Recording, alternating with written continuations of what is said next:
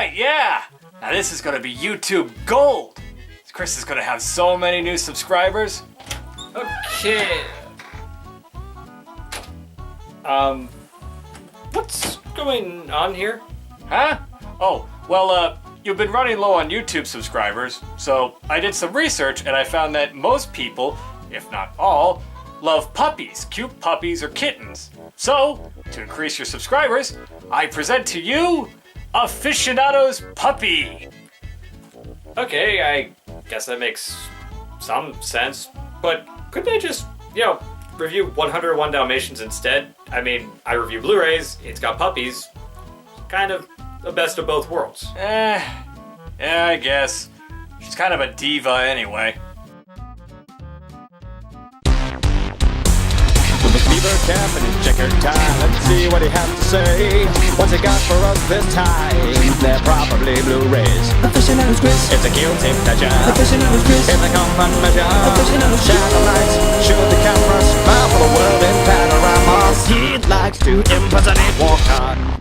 Hey everybody, Aficionados Chris here. Today I'm going to be reviewing yet another Disney Blu-ray, but this title is actually one of the more recent releases in the Diamond Edition Collector's series that Disney has been doing for a lot of their classic films. The last one I reviewed in that series was Sleeping Beauty, and the one they released recently is one of the very last, not the last, but one of the very last films that Walt Disney himself had overseen the production of during his later years in his life.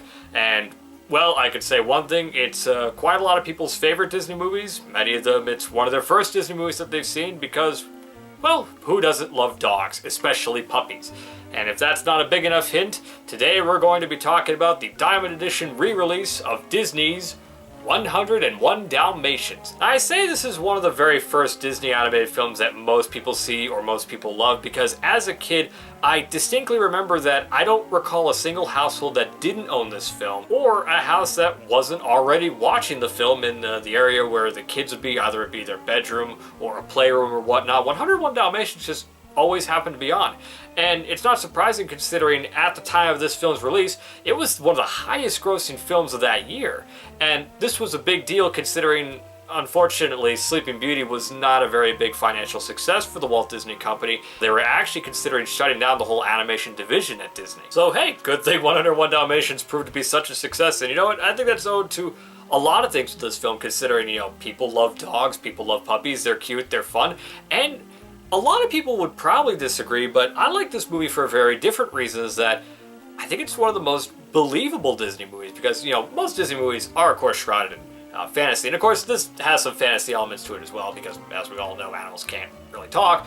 But, the Cruella de Vil character, for one example, is a very realistic character. People like her do and can actually exist. And the film can get really intense, especially there's one scene in the movie that I didn't really remember too much as a kid because, well, I was a kid and I really couldn't put two and two together back then. But there's a lot of disturbing scenes in this film, specifically when one of the henchmen, either Jasper or Horace, I get them confused, but one of the henchmen is basically threatening that he's going to bash all the puppies' heads in, and the cat character's trying to protect them. Really disturbing when you really think about it is that Cruella de Vil wanted to kill these dogs. And, when you're a kid, you don't really think about it too much that, she's just kind of a bad lady, but she's kind of a disturbed person. And this film had a lot of groundbreaking elements to it for a lot of different things. For starters, this was the feature film directorial debut of Disney director Wolfgang Reitherman. And he would go on to make a lot of some of Disney's greatest stuff, like The Sword and the Stone, and of course The Many Adventures of Winnie the Pooh, The Jungle Book, some of my favorite animated films. And this is where he started, with 101 Dalmatians.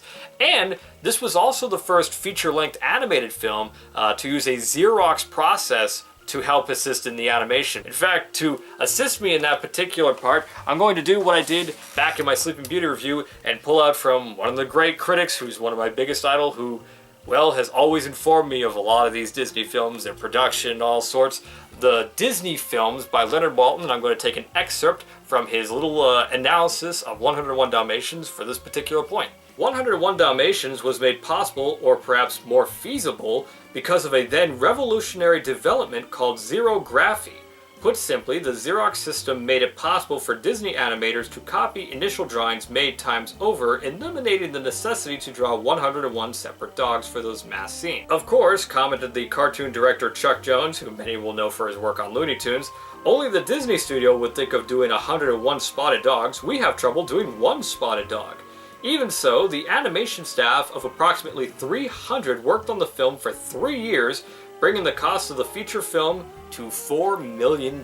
So, essentially, without the revolutionary Xerox process, 101 Dalmatians wouldn't exist, and if 101 Dalmatians wouldn't exist, the Disney financial system would be in the gutter, and we probably wouldn't have some of the Disney films that we take for granted these days, especially considering the Disney Renaissance would happen decades later. So that's really all I can say about the 101 Dalmatians film itself, which I think I've made it very clear I really, really enjoy, and it's a very groundbreaking anime film that I think a lot of people don't really take into consideration when they talk about it. They just think of it as, just a cute little kids movie, and I get that, but 101 Dalmatians, for anyone else who's criticized it for one reason or another, it did break a lot of ground, and it certainly paved the way for a lot of future animated projects or any projects from the Disney company, so forth. But let's talk about the Blu-ray itself, which, as you guys know, it's a Disney release, and it's a Diamond Edition, so yeah, it looks pretty darn good. I have never seen the DVD. The last time I ever saw this film was on VHS, but I've seen some snapshots, comparisons. The Blu-ray looks fantastic, especially considering with the Xerox system, the jagged lines or rough lines or whatever you want to call them, they translate very well into the high-def format. It looks very good, and it sounds very good. But the big thing is that this Blu-ray, outside of having a fantastic transfer both in video and audio, is that it has a couple new bonus features, one of which is a brand new animated short, The Further Adventures of Thunderbolt. And anyone who's seen the movie, or quite possibly its sequel, Thunderbolt is the in-universe, basically he's a send-off of Rin Tin Tin or any other televised dog heroes and such, but they have a brand new animated short focusing on him. They have Dalmatians 101, get it? Lucky Dogs, Conversations with the Disney Team, which is one I highly recommend that a lot of Disney aficionados check out. It's got some great behind-the-scenes insight for people that used to work there. Walt Disney Presents The Best Doggone Dog in the World, which, mind you, is an episode of The Wonderful World of Disney in HD, which is awesome. I can't recall, at least I don't have one in my collection that has a full episode of The Wonderful World of Disney in HD, no less. So that was a really nice bonus feature, being a Disney nerd and a lot of aficionados out there who love Disney, all things Disney. That's one of the best bonus features they could include on this set. And for a lot of completionists out there, they've also put a lot of the old DVD bonus features on here as well, which for me were a lot of first-time viewings. My favorite one being Sincerely Yours, Walt Disney, which is basically a dramatization of the relationship that Walt Disney had with the writer of the original book, 101 Dalmatians, which, let me tell you, he had a far better relationship with her than he did with the writer of Mary Poppins, let me tell you that. But it's a very good little dramatization to get a little more insight on the man himself, his process, and how a book can be turned into a Disney film. And even better, the writer of the book was secretly hoping that Walt Disney would snatch up the rights and make it into an animated film. That was basically one of her goals. So yeah, in case you can't tell, this is an absolutely stellar release. I mean, it is a Diamond Edition. Disney kind of expects you to believe you're getting the best of the best when you pick up a title with bearing that Diamond Edition thing at the top, and they certainly don't disappoint with this one. And considering it's 101 Dalmatians, and like I said, a lot of people wouldn't really think too much of it other than, oh, my kids will like it, it's got puppies. I'm really impressed that they put so much into this release, be it the picture quality, the audio quality, and of course the tons and tons of bonus features that they've included in this set. I'm really happy that I have this. I'm really happy that they did such a great job, and it's just a thrill to add yet another Disney classic in my ever-growing Disney Blu-ray collection. That's really all I have to say about the 101 Dalmatians Diamond Edition Blu-ray. Highly recommend you pick it up if you're a Disney fan, a Disney completionist, or what have you. And bonus, if you're a big fan of the movie, it's a fantastic release where you can completely replace your old DVD, your old VHS. Everything you've ever wanted and could want from that film is included. So I hope you enjoyed the video, and please have a wonderful day. Goodbye. Hey Mom, look! I finished the video. Are you proud of me? If you happen to like what you saw, then you can hit that subscribe button for more. And if you want to be extra generous, you can donate to my Patreon page in the link below. You can donate anywhere from 25 cents to a whole $1. Every little bit helps. Anyone who donates gets their name at the end of the credits of every video, just like these awesome supporters. And if you'd like updates on future projects, you can like my Facebook page and follow me on Twitter. Oh, you're still here? Well, since you've stayed this long, you can check out some of my previous videos.